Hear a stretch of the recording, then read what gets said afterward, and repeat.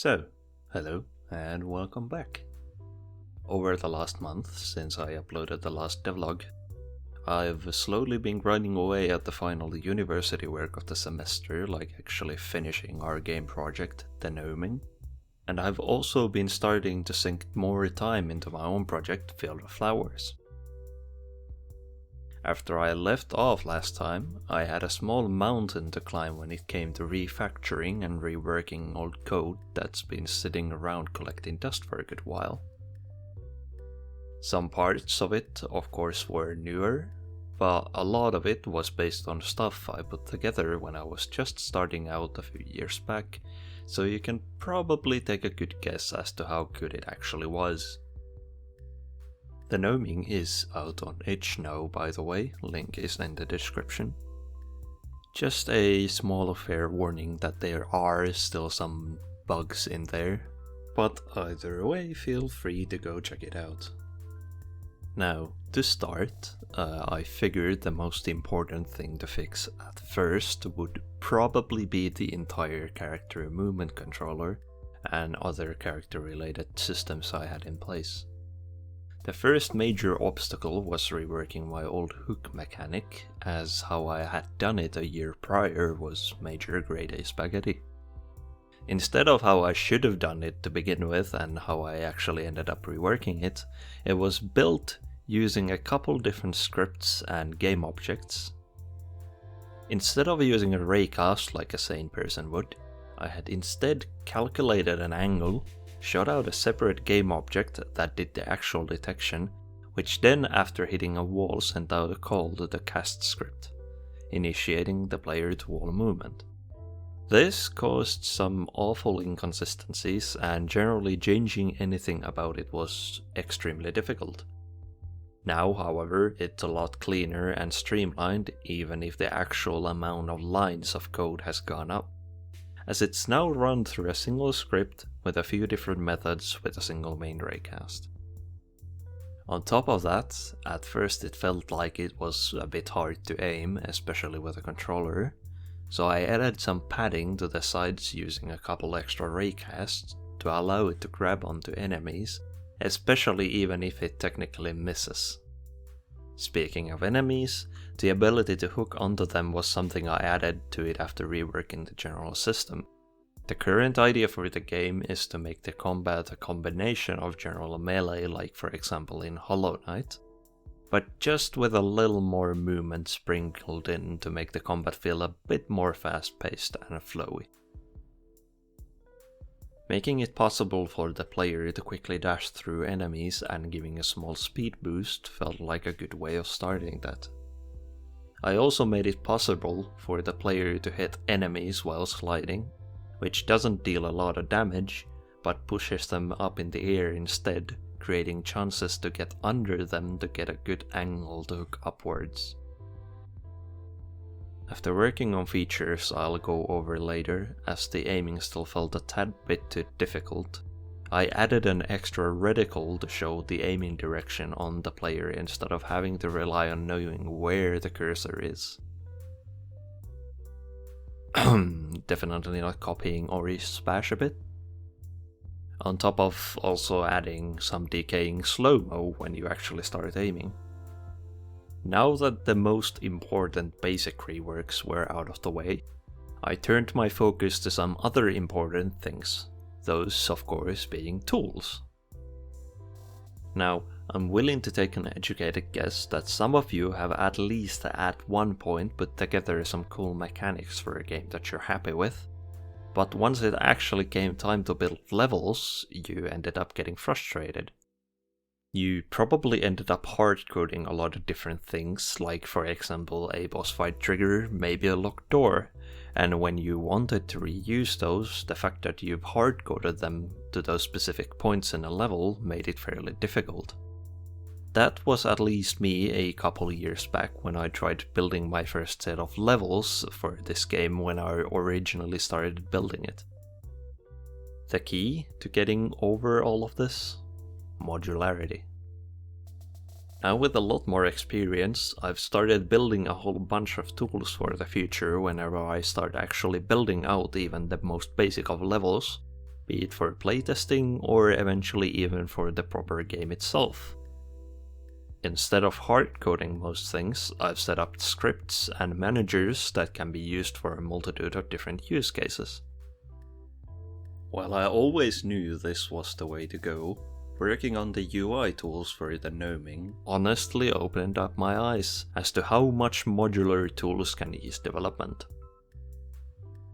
And don't take it just from me, just listen to what Mark Brown from GameMaker's Toolkit had to say about this in his own devlog series about modular level tools.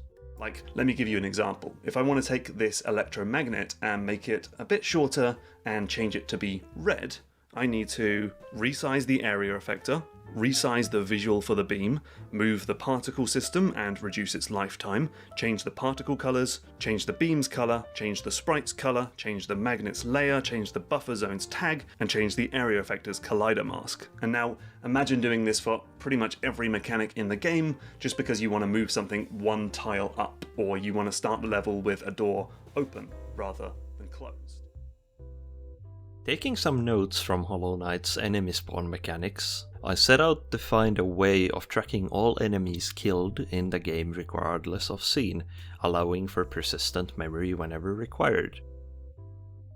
My answer to this issue came in the form of a tracker manager, which takes an enemy's name and the current scene index. It then combines those two into a unique string, which the manager then saves into a list. Whenever a new scene is loaded, the manager goes through the current list, breaks those compiled strings into their components, and if there's a match in both index and a name for an object, it deletes it, deleting the enemy and keeping its death consistent.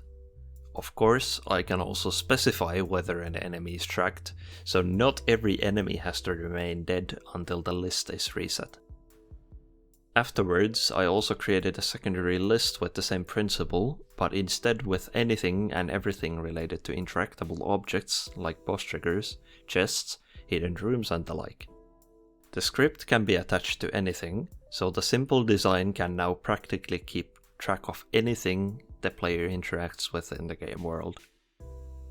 It also allows me to set a custom behavior for the onload detection through Unity's events, instead of just the default destroy command, which would in theory allow me to spawn dead enemy corpses, set a chest state to automatically be opened instead of just deleting it, etc. Speaking of Unity events and the modularity they bring, I now also have this really basic boss behavior manager brain, created by utilizing them. I'm not entirely sure whether it's the most optimal way of doing this, but now I can set a wholly unique behavioral script for whatever enemy I want.